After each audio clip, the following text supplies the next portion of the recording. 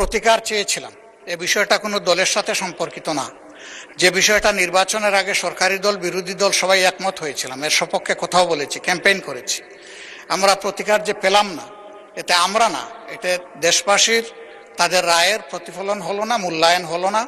আমরা বিরোধী দলে বসে এই অবমূল্যায়ন আমরা মেনে নিতে পারি না। এই জন্য তার প্রতিবাদে আমরা ওয়াকআউট করছি। মাননীয় বিরোধী দল নেতা, আপনি আমার বক্তব্য তো সম্পূর্ণ করতে দিলেন না। আমি আপনার পুরো বক্তব্য শুনেছি। আপনার ওয়াকআউট করা আপনাদের অধিকার, কিন্তু আমি বলতে চাই যে আজকে একটু পরে আরেকটি মুলতবি প্রস্তাব বিবেচিত হবে।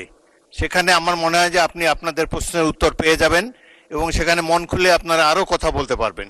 সুতরাং আমার অনুরোধ হলো আপনারা ওটা শোনেন, তারপরে যদি ওয়াকআউট করতে পারেন প্লিজ ফিল ফ্রি। তবে প্রস্তাবটির ভাগ্য কি নির্ধারণ হয় সেটি আপনি দেখার জন্য একটু অপেক্ষা করে দেখতে পারেন।